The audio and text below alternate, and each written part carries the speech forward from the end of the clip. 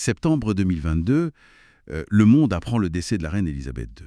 70 ans de règne, c'est énorme.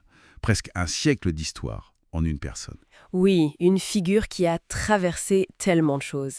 C'est difficile de l'imaginer, enfin d'imaginer le monde sans elle maintenant. C'est exactement ça. Alors aujourd'hui, on va explorer un peu cette vie incroyable. On s'appuie sur une synthèse de son parcours. Ce qui est fascinant, c'est qu'au début, personne ne la voyait sur le trône. Comment elle est passée de princesse un peu inattendue à ce symbole mondial? Tout à fait. Et l'idée, c'est de comprendre les moments clés, les défis aussi, et comment la monarchie elle-même a évolué sous son règne. Voir comment le personnel et le mondial se sont tout le temps croisés en fait. D'accord. Alors, retour au début. Elle naît en 1926. Élisabeth, son surnom, c'était Lilibet. Une enfance assez discrète, éduquée à la maison. Son père, Bertie, c'est le deuxième fils. Le trône, c'est pas vraiment pour lui à la base. Exactement. Et puis, coup de théâtre, en 1936, l'oncle Édouard VIII abdique pour épouser Wallis Simpson, une Américaine divorcée. Scandale. Ah oui, le choc. Énorme. Et son père, George VI, cet homme plutôt timide, bègue même, il devient roi. Et Lilibet, à 10 ans, elle devient l'héritière présomptive. À 10 ans. Oui. Il y a même une histoire comme quoi son grand-père, George V, avait un peu senti le coup venir. Il espérait que rien ne vienne entre Berthier et Lilibet et le trône. Cette abdication, ça a dû la marquer profondément sur l'idée du devoir, non? Certainement. Et puis, la guerre arrive. C'est là qu'elle rencontre Philippe en 1939. Ils correspondent pendant toute la guerre. Elle reste à Londres, malgré les bombes. Oui, elle refuse de partir. Elle fait même une allocution radio à 14 ans, c'est fou. Et elle s'engage dans l'Auxiliary Territorial Service, mécanicienne.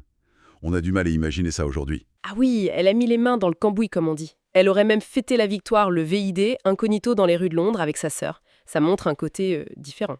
Et après la guerre, elle épouse Philippe, en 1947, dans un pays encore marqué par l'austérité. Tout à fait, l'anecdote des coupons de rationnement pour sa robe de mariée, c'est très parlant. Et juste avant, en Afrique du Sud, elle avait fait ce discours célèbre où elle promettait de consacrer sa vie entière au service du Commonwealth. Un engagement qu'elle a tenu, on peut le dire. Oui. Et puis, le destin frappe encore. 1952, son père meurt. Elle est au Kenya, en voyage officiel. Elle apprend qu'elle est reine, là-bas. Oui, exactement. À 25 ans. Et quand on lui demande quel nom de règne elle choisit, elle répond juste « Élisabeth, bien sûr ». Bien sûr. Déjà une certaine assurance. Oui, même si ça a un peu grincé en Écosse, parce que techniquement, pour eux, c'était la première Élisabeth. Et puis vient le couronnement, en 53, Ah, le couronnement. L'événement télévisé mondial. la première grande retransmission. Ça a vraiment changé la donne pour la visibilité de la monarchie. Philippe était très présent d'ailleurs. Mais c'est Churchill qui a insisté pour qu'il garde le nom de Windsor. Et sa vie de reine, au quotidien. C'est les boîtes rouges, c'est ça. Les documents du gouvernement. Tous les jours. Et la rencontre hebdomadaire avec le Premier ministre. Un travail constant, mais discret. Et puis bien sûr, son rôle à la tête du Commonwealth. Elle y tenait énormément. On se souvient de son voyage au Ghana en 61, par exemple. C'était important pour garder le lien face à l'Union soviétique. Oui, c'était du soft power très stratégique.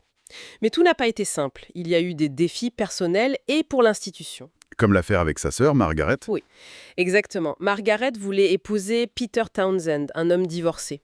Pour la reine, chef de l'Église d'Angleterre, c'était compliqué. Un premier vrai dilemme entre la famille et le devoir. Et puis, il y a eu cette année terrible, l'Annus Horribilis. 1992. Oui. Les séparations de Charles et Diana, d'Andrew et Sarah Ferguson, le divorce d'Anne et l'incendie du château de Windsor. Ça faisait beaucoup en une seule année. Énormément. Et c'est amené à une grosse polémique sur qui devait payer les réparations de Windsor. Et c'est là qu'elle a fait une concession majeure, non? Oui, elle a accepté de commencer à payer des impôts sur ses revenus personnels, un vrai tournant, une adaptation face à la pression. Puis, quelques années après, autre séisme, la mort de Diana en 97. Ah oui. Là, sa réaction initiale a été très critiquée, jugée trop distante, trop froide. Elle a dû, là aussi, s'adapter, parler publiquement. Ça montrait une certaine fragilité, peut-être, de l'institution face à l'émotion populaire. La fin de règne a continué d'être mouvementée, en fait. Bah oui, le jubilé d'or en 2002, mais aussi la même année, la mort de sa mère et de sa sœur Margaret. Puis le mariage de Charles et Camilla en 2005, qui a demandé pas mal d'ajustements. Sans oublier le changement de la loi de succession pour supprimer la primogéniture posture masculine. Tout à fait.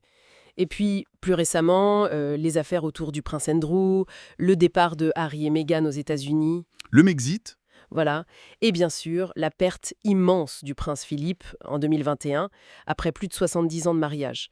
Ça a dû être très dur. malgré tout ça, son image publique, c'était quand même la constance, le devoir, avec ses tenues coloris pour qu'on la voie de loin. Oui, cette silhouette reconnaissable, un certain sens de l'humour aussi, paraît-il, en privé.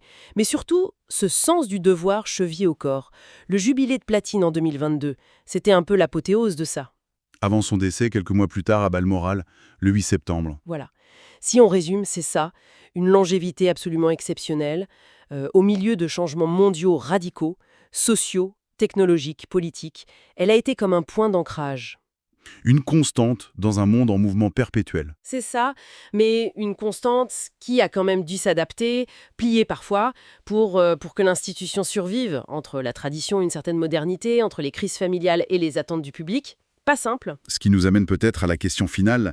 Après un règne aussi long, qui a vu la monarchie changer, parfois dans la douleur, qu'est-ce qui attend cette institution maintenant, sous Charles III, face aux défis d'aujourd'hui et avec cet héritage très lourd, très complexe, laissé par Élisabeth II? Quelle sera la suite?